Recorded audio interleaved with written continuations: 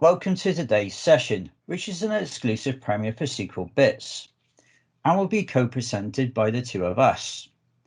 For those of you who don't know us, allow us to introduce ourselves. My name is Kevin Chant. And I'm Sander. We will cover our bios in more detail shortly. We just thought it would be a good idea for you all to put our faces in front and the names first. So anyway, we wanted to do something unique for this year's SQL Bits. So we hope you will enjoy this session. Battle-tested project planning with Azure Devops Boards is filmed in front of a live audience. So we will be mostly covering Azure Boards in today's session, which is a service we can use with Azure DevOps service in the cloud and the Azure DevOps server. It will be based on a role play scenario where we have been asked to figure out how to use Azure DevOps for project planning by our manager and present it to our team. Kevin will play the product owner and I will be the Scrum Master.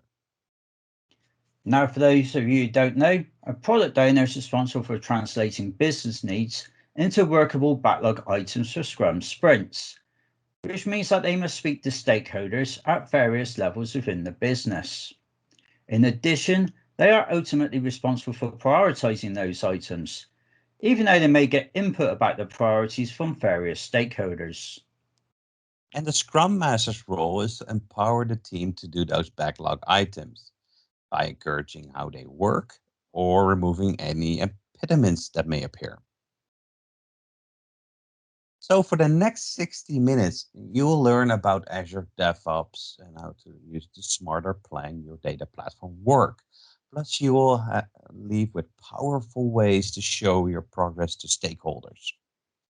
Today's topics will include Azure DevOps structure, setting up the board, the do's and don'ts, dashboard analytics, useful extensions such as the sprint goals, how to align your roadmap to get the timeline planning and portfolio right, and migration strategies from other boards, about other board apps.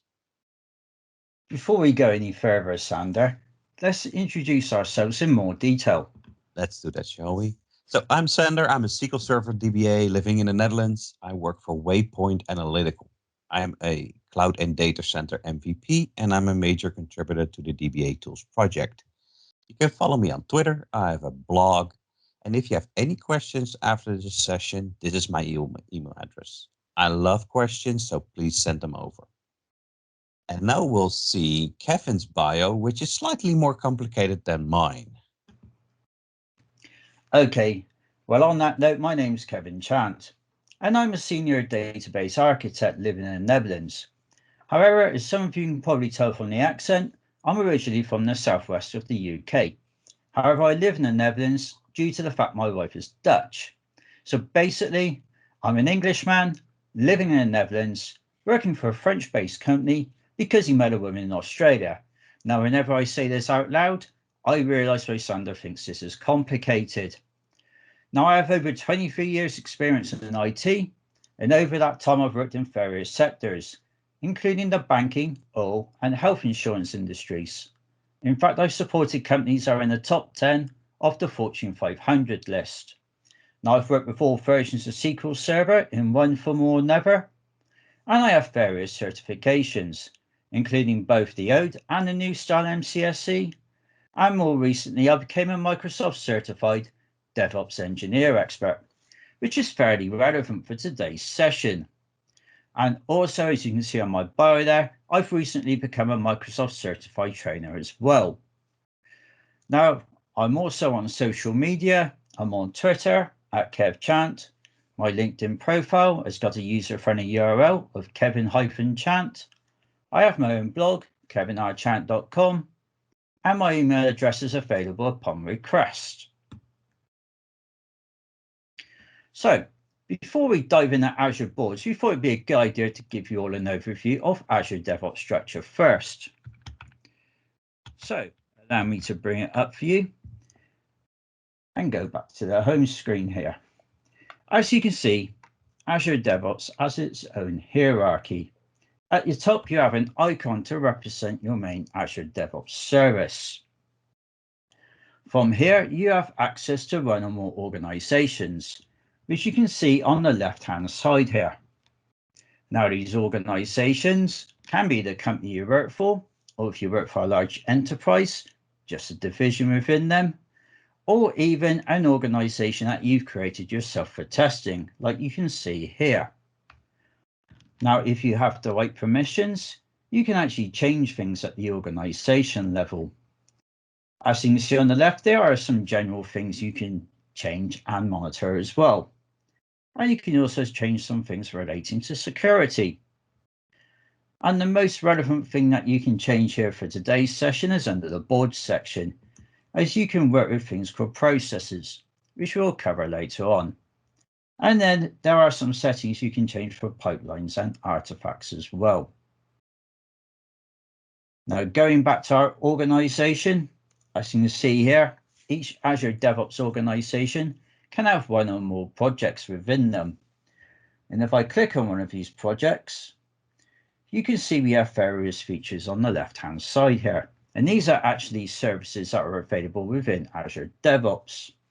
So we have Azure Boards, which we'll cover more in depth shortly.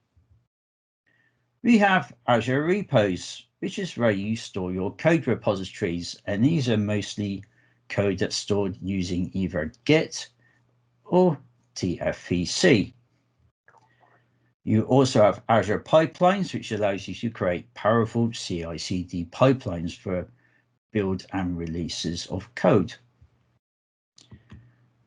Then you have Azure Test Plans as well, which allows you to create powerful test plans, which can be manual or automated for testing various releases. And finally, you have Azure Artifacts, which allows you to store pieces of code in a central location for sharing within your project. And you can think of these artifacts similar to Linux repositories. Now, if you have the right permissions, you can change things at the project level as well. So, for example, you can change various settings to do with teams and team members here.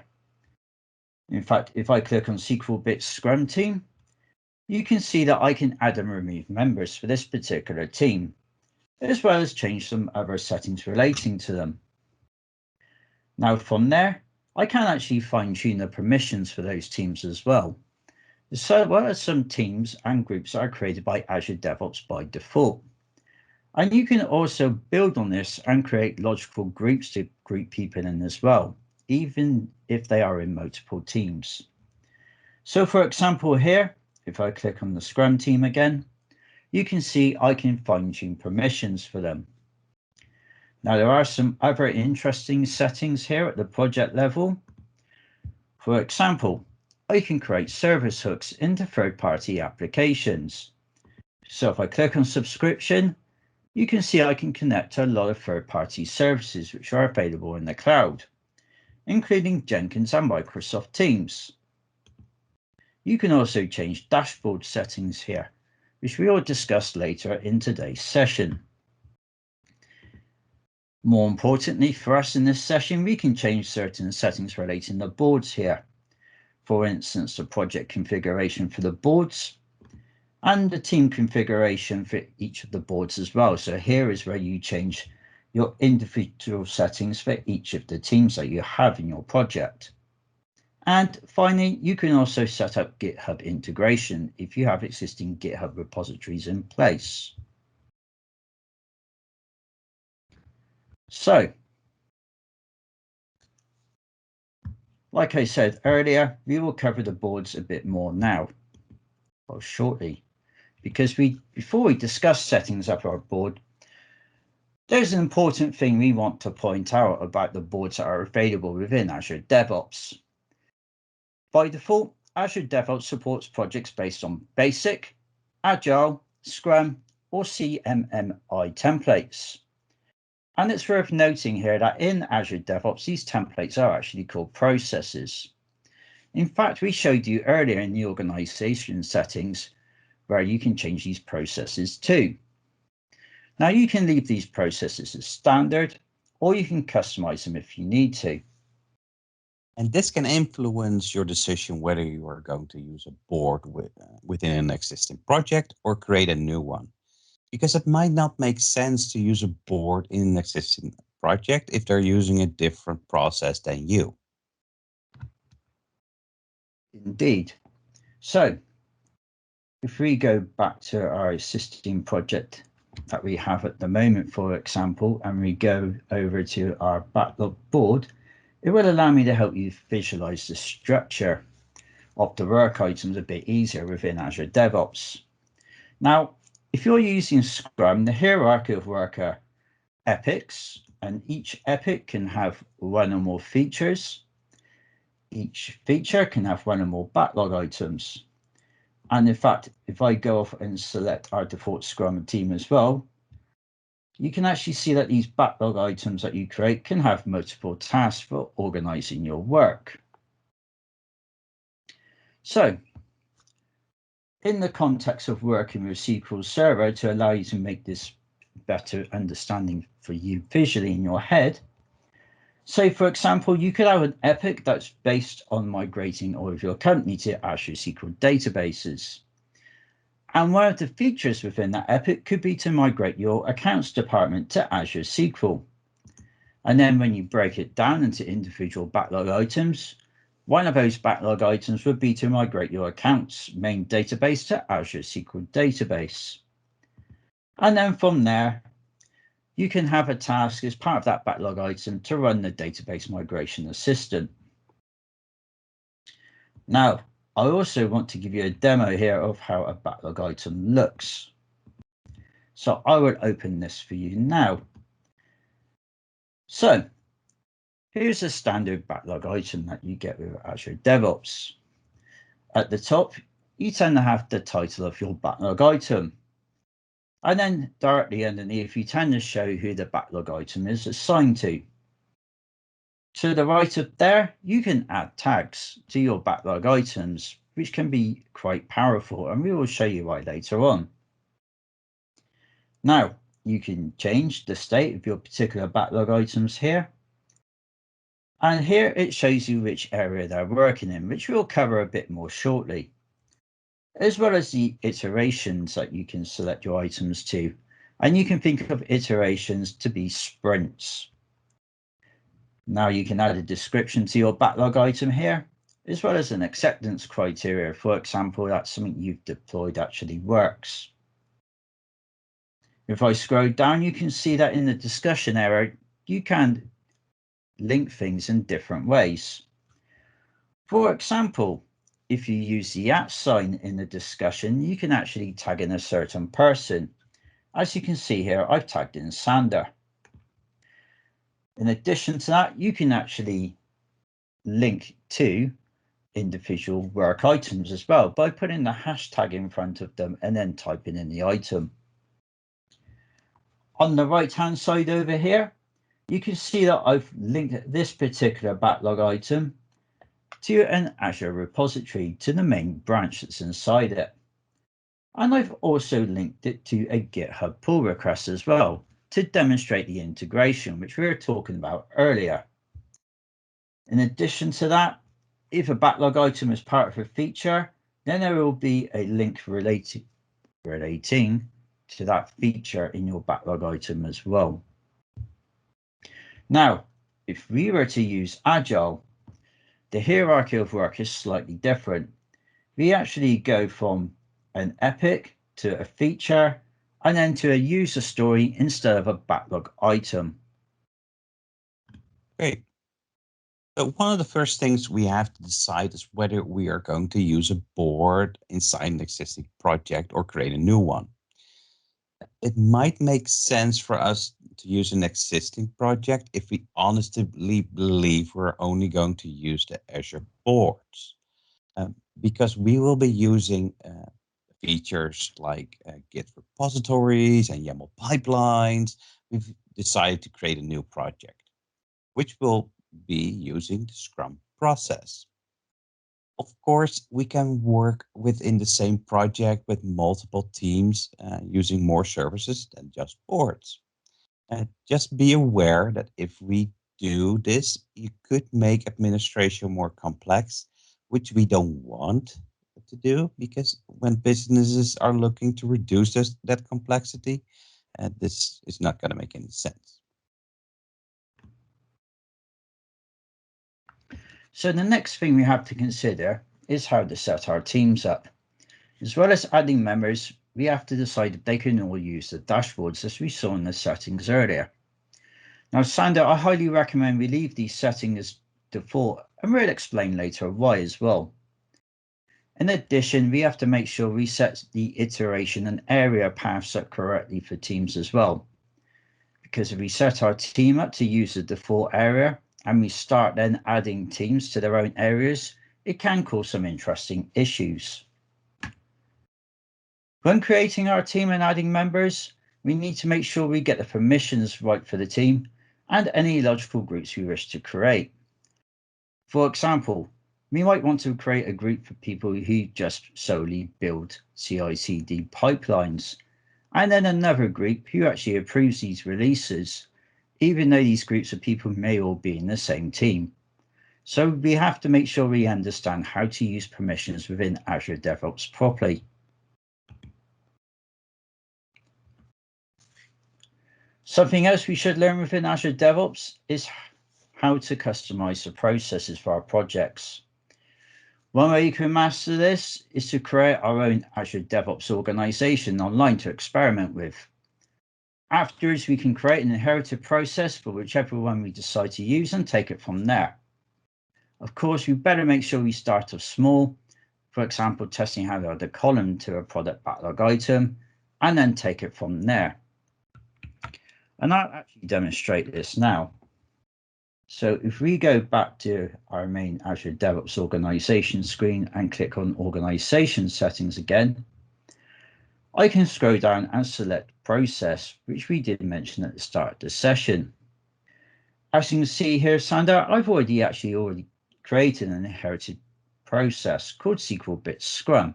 If I select that, I can then select various number of different work item types. So we click on product backlog item. You can see I've actually added a stakeholder column here already. And if I want to add more columns, I can just click on the ellipsis and select new field. However, we have to make sure that we know where exactly to create the fields to avoid any issues with these backlog items.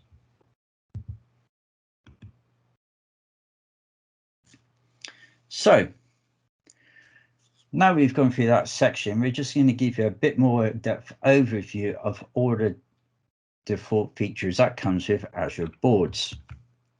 So if we go back to Azure DevOps again.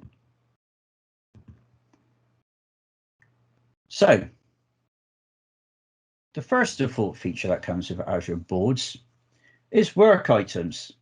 And this allows you to view all your different work item types in a linear format, regardless of what work item type they actually are. And if you look closer, you can see it also includes things like test plans. Now, one area where this may be really useful is if you're looking for work items that have been removed. For example, if somebody's removed backlog items. So you can click on states and just select removed. And as you can see here, I can view removed backlog items. So bear this in mind if you do think that you've had work removed from your backlog boards. The next default feature you want to cover is just called simply boards. And this allows you to view boards in Azure DevOps in a kind of Kanban or Scrumban kind of way. So if you've worked with either of those two in the past, this board layout may seem very familiar to some of you. And from here, you can do some interesting customizations as well. For example, for those of you who remember earlier, you can create individual tags and backlog items. And here, you can actually change the background of your work items on your board based on what tags they have. Other common requests for people who are working with these boards is to change what columns are actually in place on these boards, as well as swim lines. So as you can see, this can be very useful for people that are working with Kanban or Scrumban. Now, if you're working with things like Scrum, for example, backlog boards can be very useful for you. If you drill down, this allows you to view your outstanding work items that you have. And of course, you can see here in Scrum, that tends to be product backlog items. In Agile, it would be user stories. And you can filter these items here on various different sections. In addition to that, you can also view some analytics based on your backlog as well. And you can also, again, do some customizations here as well. Now, following on from there, if you are working with Scrum, then you're going to appreciate the sprint board, which is a very powerful way for you to manage your backlog items during the sprint. So as you can see here on the left-hand side, you can view all your outstanding backlog items. And actually, once these are marked as done, they tend to be collapsed in this view. And you can see on the right-hand side here, all the different tasks that you have to do as part of those backlog items. So it's easy for you to track the progress of work during your sprints here. Now you will see there's numbers included in some of these tasks, and they actually represent units of time. Or another way to put it, they represent hours. And what you can actually do in the sprint board is set the capacity for your various team members. That way you can visually see how many hours is assigned to each member of your team. Also as well, if you have a certain extension installed, you can actually set the sprint goal here for your sprint. So as you can see, sprint goals can be very powerful for use. Finally, there are queries. And these queries are very, very powerful, and I do highly recommend you look to use them. And you can query for all kinds of various work items that are on your backlog board. For example, here's one I created earlier to find all backlog items without a certain tag. Now, if I click on the editor option here, you will see a designer layout, which is probably very familiar to those of you who have worked with data platform products over the years. And in fact, you can actually install an extension called a WCL editor, which allows you to edit the query language used behind the scenes for this designer. And again, if you have worked with Transact SQL over the years, you're going to really like using this query language along with this extension.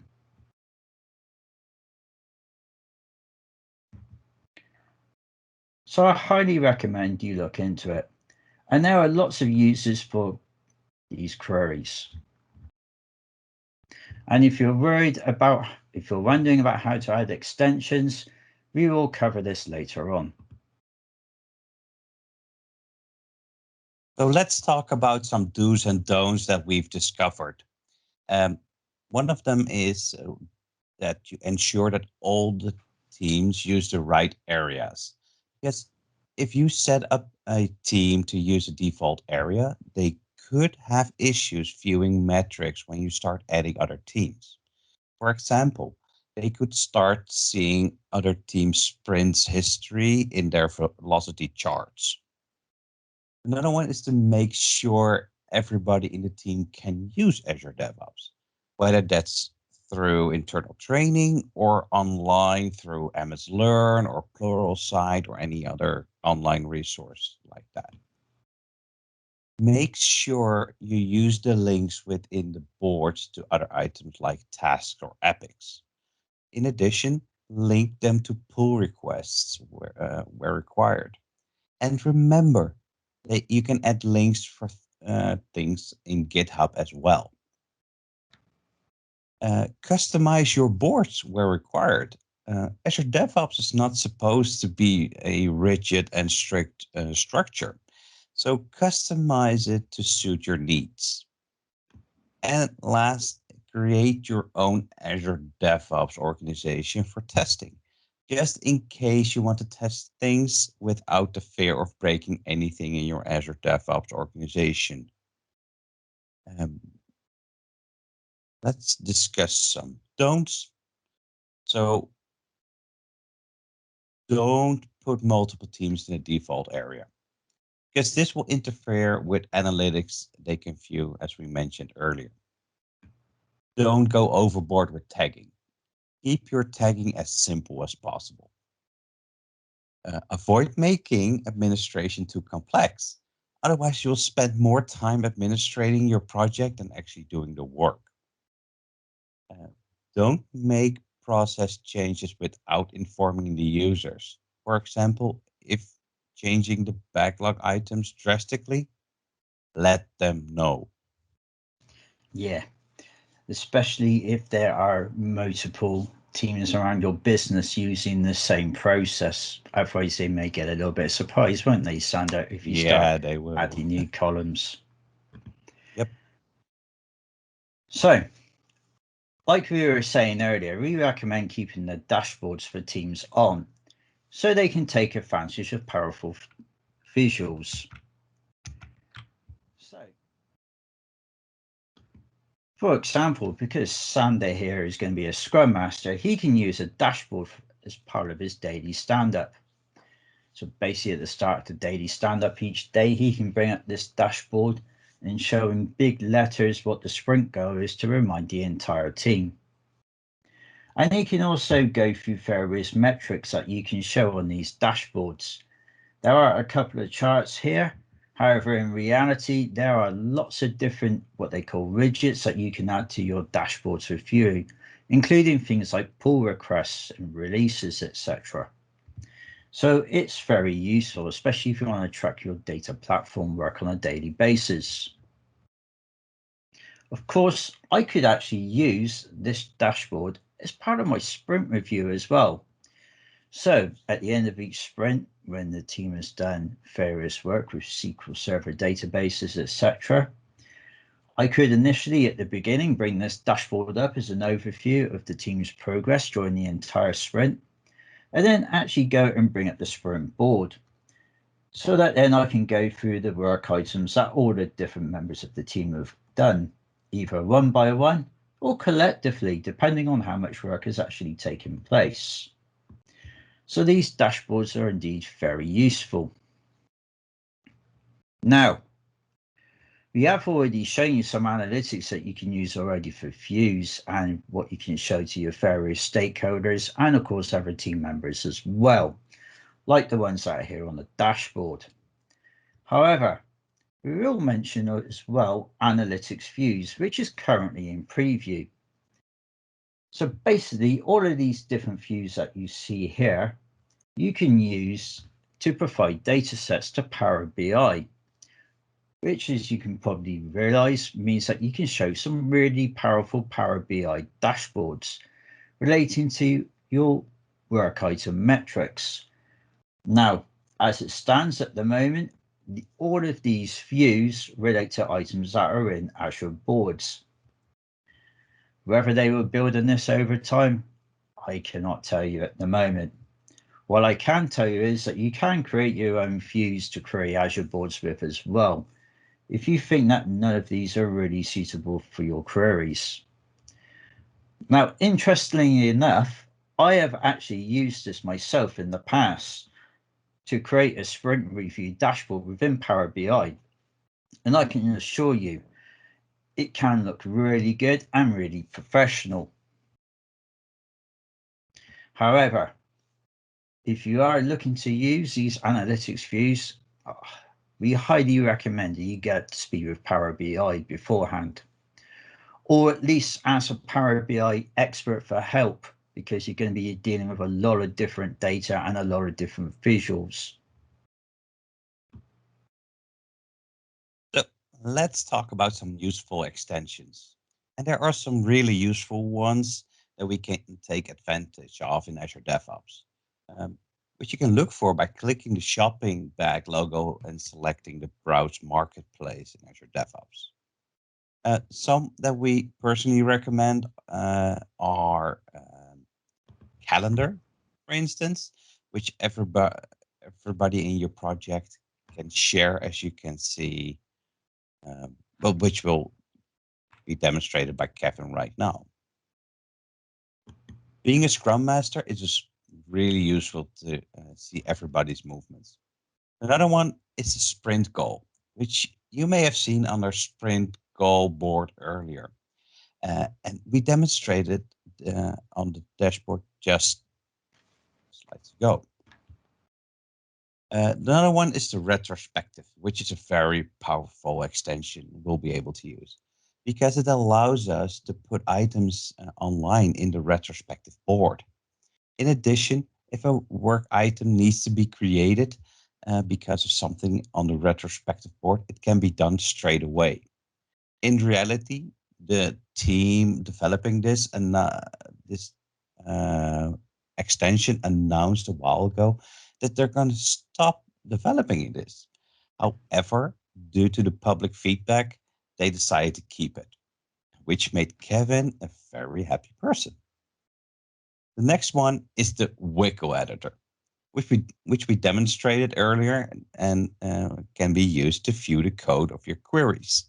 If you're used to writing T-SQL code, you may want to take advantage of this extension. And finally, there's the feature timeline and epic roadmap extension. If we install this, you can get to use the portfolio plans, which is currently in beta. This allows our managers to see visually the progress of work across multiple projects. And this ties in really nicely with the next section. So, as Sander was saying just now, this does tie in nicely because a very common question is how to align roadmaps. For example, our manager has asked us if they can check if teams are working towards a common goal within our division.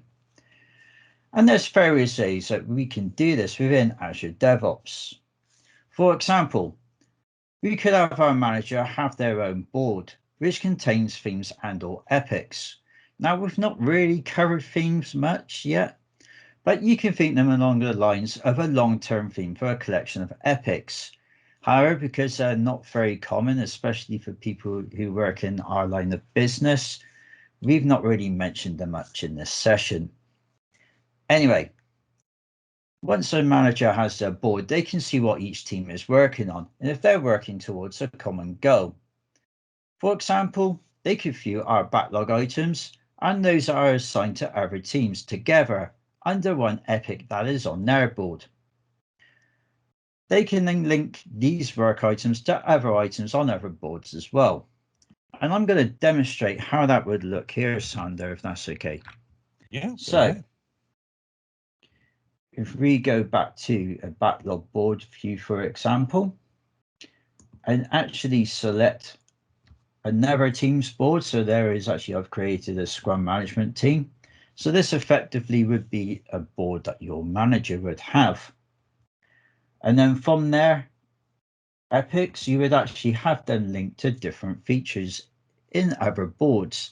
And these features can actually be in other projects as well.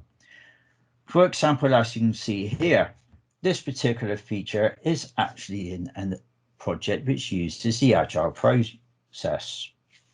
So you can view that feature. However, you can't drill down into it because it's using a different process. So bear in mind, if you are going to link work from one project to another, you can only drill down further if they're using the same process. And also another really important piece of information, if you're going to do this, is that they have to have the right permissions as well to be able to read that work.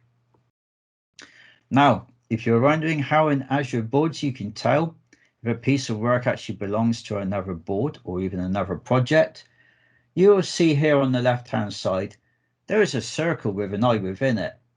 And if you actually hover over that eye, it will tell you that it's actually owned by another team. So something to look out for there. Now, like I said earlier, if your manager is using the same process as you, they can drill down and actually see all the different types of work you're doing. However, the big question is, how can I then view user stories which teams using Agile are working on? Because that would be a bit of a blocker for them. And a workaround for this is to use a query, which we did show earlier. And here you can see I've actually created a query to be able to view both user stories and backlog items on separate boards. So this is basically exactly the same view as your manager would have on their board. However, this time around, your manager would actually be able to view the user stories under the Agile feature. That's in another project that's using the Agile process, as well as, of course, your work under your board, which uses Scrum.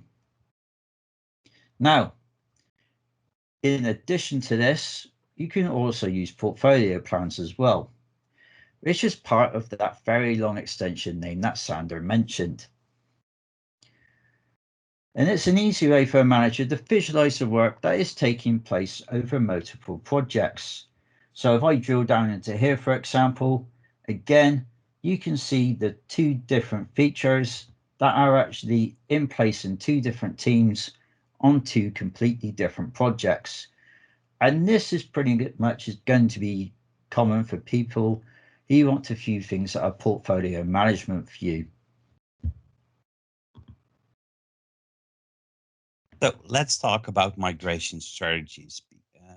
And Kevin, we could keep using our existing applications to manage the boards whilst getting to use Azure DevOps, especially if we're using our boards with a lot of integration and historical data.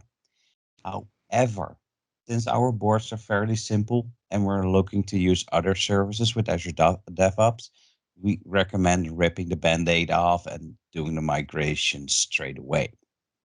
That way, we can take advantage of the integration Azure DevOps has with other services. For example, being able to link backlog items to pull requests and releases.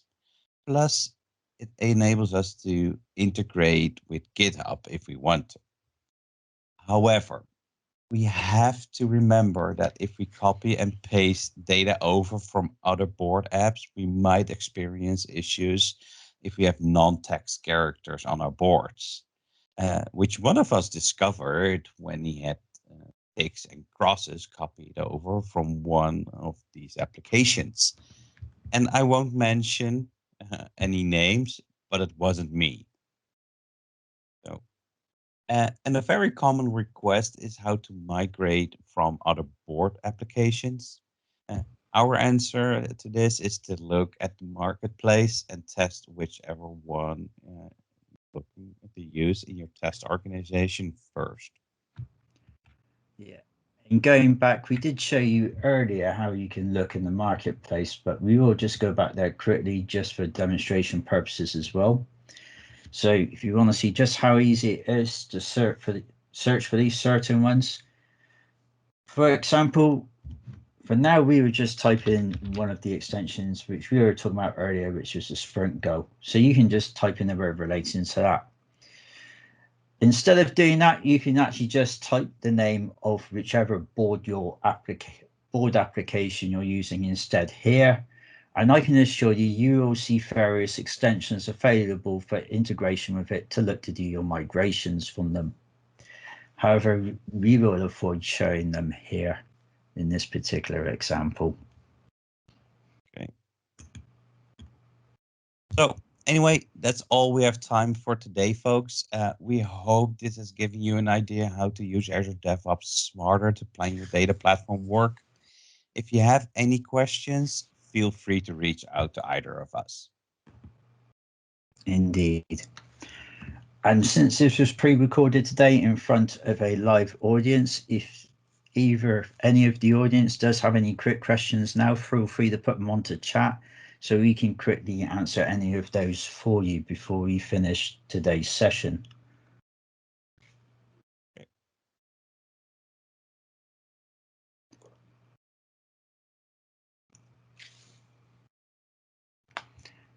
Okay then.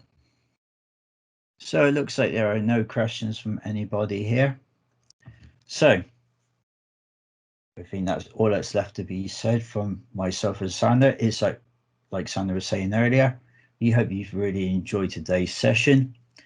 And we both hope that you all enjoy the rest of the SQL Bits event. Thank you very much, everybody. Thank you. Thanks, guys. All folks.